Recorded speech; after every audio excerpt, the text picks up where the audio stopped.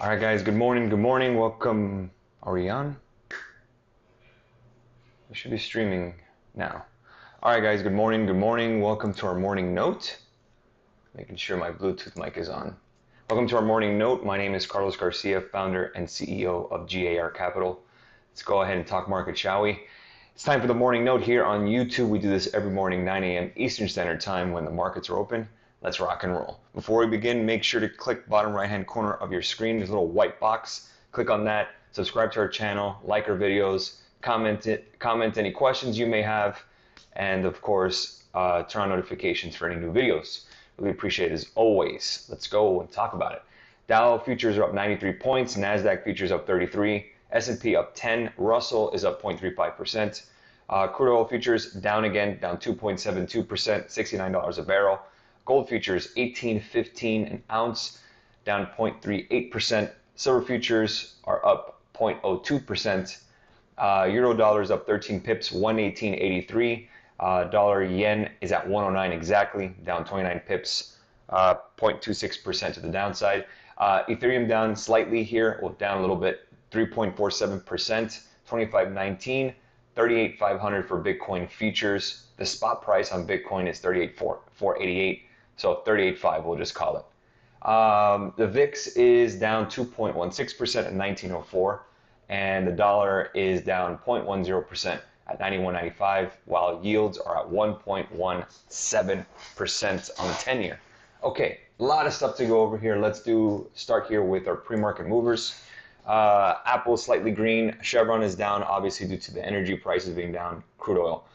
Intel's up 0.35%. Again, that's semiconductors. JP Morgan is up 0.26%. Merck is up as well. United Health, again, one of my favorites, up 0.46%. American Express is up. Goldman Sachs is up. What's down in the Dow right now is Chevron. In the S&P, Under Armour had a good earnings report. They're up 4.78% pre-market. Clorox is down 11.15% today. Tesla is up 1.31%. Again, we're keeping an eye on Tesla. We'll go ahead and chart that again for you guys if you didn't watch the aftermarket recap. On the NASDAQ, Alibaba did report today, but I'm not seeing it pre-market. I can go and show you pre-market here. Alibaba stock. Let's go ahead and bring that up. Alibaba is down 1.64% after earnings. We'll chart that together as well. Nvidia is down 0.35%. Activision Blizzard is down 1.88%. Again, Electronic Arts is down as well, 0.67%. AMD is down 0.53%. I saw some unusual options activity on the 110 calls for yesterday. People probably got that already, but we'll chart that as well. So Baidu is also down 0.88%. Micron is up 2.33% on an announcement of their new dividend, which is a 10-cent per share dividend in cash payable on October 18th. Tesla also gets a new high price target for, quote, technological superiority. That's why Tesla is up pre-market. If you want to take a look at that, they were price upgraded by KGI Securities. Their outperform rating at 855 a share. So if you want to take a look at that, that is on Twitter. Again, Twitter is free for everyone. There is no premium Twitter. It's just one Twitter. Make sure to follow the correct one. There's one that says G.A.R Capital with a capital I at the end. That's not the one you want. It's G.A.R Capital. If it has over 11,000 followers, that's the correct one. Take-Two Interactive dragging down the video game names, Electronic Arts, and all the other ones. I think we saw Electronic Arts, which is EA. We talked Take-Two and Activision Blizzard. They beat on revenue, they beat on earnings, but their guidance was a little weaker than expected. Their GAAP guidance was $1.95 to $2.20, revenue at $3.14 versus $3.24, but their expectation was $3.37. So their guidance was not as great. Again, expecting a slowing, and then also they're delaying some of their new titles to come out. So for that being said, that's why it's down. Okay, so let's go ahead and get over that news and move on.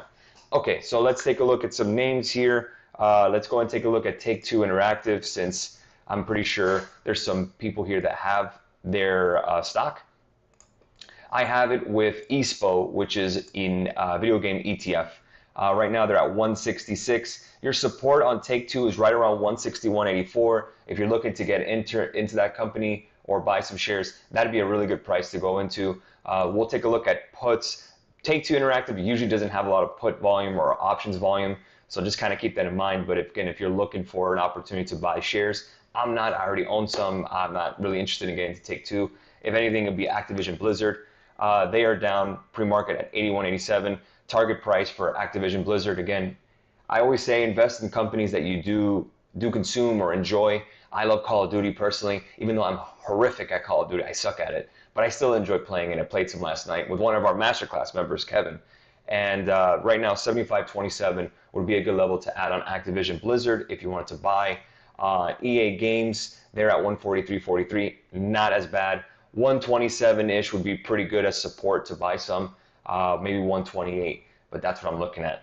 All right, so those are the video game numbers. I believe we talked about Under Armour. Under Armour is now at 22.30. They're above that 100-day moving average. Under Armour would not be a bad call at 23 if it can sustain this level above that 100-day moving average. So keep an eye on UA. Could be something there, could be not. Again, something to look at. Let's take a look at NVIDIA. Again, I have that open. Again, it's still a break above that downward wedge. It's at 186.89, really down about 60 cents. Nothing really terrible. Still above that 50-day moving average. I'm good with that. Tesla, look at Tesla here. Again, we should retake that 722 level. 722.72 would be nice. 726.94 was your high. The expectation here is to get 730, 735 by the end of the week. A lot of people are saying maybe 750. We need a little more of a catalyst to get there, but I think Tesla gets to 722 today and possibly to 730. Again, the question is it sustainable there? We also had some news I just saw here. Amazon and Best Buy introduced new Insignia F50 Fire TVs. I just retweeted that. And Clover Health launches in Florida with partnership with Value H. So some other stuff there. Let's take a look at Qualcomm again. Another trade that I have open. It is down pre-market. Again, we need to retake this 50-day moving average of 149.42 currently. All it did was bounce above the 100-day moving average. We should be flagging here, and we're looking pretty solid. So not really worried. It's a Tuesday. All right. And then today I have the YouTube Premium guys. So we'll go over some charts with them, see if we can get some trades. We went 1 for 2 last week. QQQ didn't work, but Disney did. So let's see if we can go ahead and get back to our winning ways on the Premium, on YouTube Premium. Okay, good morning. Let's take a look at Corsair. I believe that was Corsair Gaming. They're down pre-market, obviously, 26.94 from 28.98. If you're interested in buying some shares, Costas, really your next support level is right around 22. I can't say it's something that I would want to buy. I think it was one of those meme names anyways. But again, if you're really focused on buying some, there is a gap to fill down here right around 21.30. It could fill there, it could not, it could take some time, but right around that area is where I would want to buy. I like deep discounts personally. Good morning. Chad's asking, does Square have some room to run here? It's at 271.40, down a little bit from pre-market. So if we place this alert right around 278, technically right around here is a good level because that's the wick high. So if we want to just go by the wick, that'd be a little more prudent. 277.75 would be the resistance. We slightly broke it. We rejected it on the daily, but 277.75 would be my level to break. If we do, I definitely would buy calls. I love Square as a company. I own them, and I'm glad I do, and I expect them to continue to run. But again, we need 277.75 on the daily. Eyes on futures for a play today. Really, the only one I like on futures is really Russell 2000. Dow, again, we have some Dow open, but S&P and NASDAQ are really at frothy levels, meaning near the all-time highs. Really don't have a catalyst this week other than non-farm payroll report. So other than that, only one I like is Russell. And Russell, we need to get above right here at 22.51. If we do, then it's possible for an actual trade to 2,300, and we'll see if we can get there for a quick 50 points, if not 49. Let's take a look at Hood. Hood does not have options yet that I know of. I can take a look and see if they do. They do not have options, mind you, none. So that's not available yet, so you can't really buy puts on Hood, even though I know you guys want to. Does QQQ just trade flat until NFP? Again, we're basically just ranging again, guys. Keep in mind, August, when it comes to seasonality, isn't that very strong compared to a July. So don't expect tons of growth this month. Again, you're going to get some sideways action, possibly a little chop. Right now, Qs is nothing there to trade. Could we get something? Sure, but again, alerts at 368.90, which is all-time highs. Really just, what, $3 away from that. We could bounce, we could not. Maybe around 362 to 361 would be a good dip buy and possible call opportunity, but until then, I wouldn't touch it. AMC 37 calls from Ray. Good old AMC. 37 calls, I don't see anything that would say we should. If anything, looks like 32 puts would be the play on AMC if you're looking for more of a downward move. I'd rather do puts here than calls. Tesla, Facebook price to add. You're not going to like what I'm going to say about Tesla because I say the ad price is 583.23. Again, I like deep discounts. Facebook, I need 315.63, which was our breakout point. If we get there, I'll definitely add more shares. Thoughts on, what is it? FTNT? FTNT. Fortinet.net, I've never heard of them. I have to do a little more research. Just going by the chart here, breakout on the hourly. Obviously, there was probably some kind of movement from earnings or something like that. I don't know much about them. The daily looks amazing. If you want to initiate a position, go for it. You'd have to research a bit more because I don't know much about them. Morning, Carlos. Any thoughts on AMD? Yes, we got to chart that. Okay, so AMD slid a little bit. Not even that bad. Down about, what, 40 cents from the highs from yesterday's close. If anything, what I'm expecting here is two scenarios. Either we're going to go and retest that 100-day, and that'd be a good pivot point to pop. If not, we're going to get back to 110. I prefer us to get down to the 50-day moving average, and then I can play some calls, maybe for next week, and then target exactly 108. That'd be something I would want to watch for, but we need that 50-day moving average. Let's go and place an alert. Again, quick breakout and retest of major moving averages is completely normal price action. I wouldn't be worried about that if it did. But again, I hold AMD. I love AMD long term, so all this doesn't matter for me. Plug or FCL? Wow, that's a good question. Plug Power is a battery company, obviously. You'd have to do a little bit more research on it. They look very similar in that sense. If we go and bring up the daily, let's look at the price action together. Again, a pop and drop from February, and the same before, pop and drop in February. So I'd have to do a little more of a deep dive in their financials and take a look. But again, they're pretty much very similar. How's NVIDIA and Tesla looking? We went over that a little while ago. NVIDIA's looking fine. Again, still above that wedge here, that downward wedge. Getting a little bit of bids here as we're about to get to break even from yesterday's close. Again, the level we need is 200. I have the 200 calls. Once this does, then we should be solid. Let's see what we get. But again, I still like this setup on NVIDIA. Tesla's looking great as well. I say we get to 722.72 today. And if we do, I expect 730, and that should be enough to get us home. Are you bullish on Facebook's metaverse?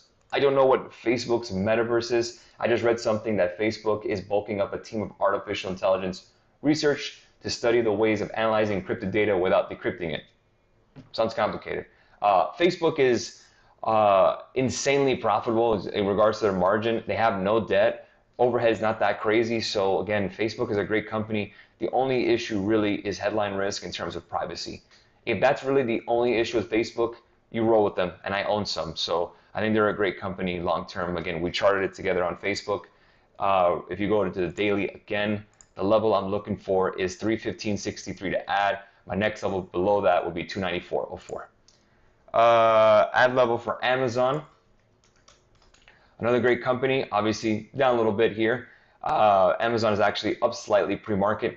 31.36 is the level I would buy on Amazon. Great company to own. Obviously, we know that, but 31.36 is the level. Is it a good time to buy Take-Two Interactive after the dip? Not today. I think they're a great company, but again, I would wait for right around 162, 163 to buy. Laser, I don't know much about them either. Luminar Technologies, they look very similar to the other, fuel cell and plug power. Again, big pop in February. Well, actually, the big pop was in December, and then just sliding down. So laser, if you're expecting a little more of a downdraft, you need to get to around $15, $15.86. That'd be a good place to buy. If you wanted to, I'd have to research the company. Palantir, I really do love. I own this company. Love and love Palantir, one of my favorite growth companies. At 1750, I'm pulling the trigger to add more. FB puts, let's see. We bring up the hourly. Let's see what we got. Interesting enough, looks pretty good for a put, but I would need a break here right around 348 if we do. If 348 breaks, then we could target a little lower to around maybe 340, 345 puts. Again, I'm not against puts, again, but the chart has to support it. And sideways action for day for QQQ. Well, QQQ is a pre-market, but we had that yesterday with the NASDAQ. I would not touch Qs. I had a lot of questions about Alibaba yesterday. Everyone was like, should I buy calls? Should I buy calls? I said, absolutely not. Do not trade the news on Alibaba. Alibaba is a great company. Obviously, we know all the BS that are happening with them. I would add at 175.51 right here. So please come back down, Baba. I want to buy more. So that's where we are. All right, guys, I'm going to go ahead and leave it there. A great conversation as always. I'm going to go and check in with my YouTube Premium guys. We're going to rock and roll today. If you are interested in joining the YouTube Premium, honestly, I'm going to be completely honest. We may not have it for long. We don't have a lot of people on. It's just because everyone's back at work, and they work a 9 to 5.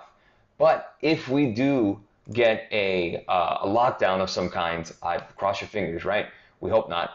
If you get a lockdown of some kind and everyone's back home, then it's a different story. You can join down here. It's $49 a month. It's through Google. If you want to cancel or join, you have to join through them.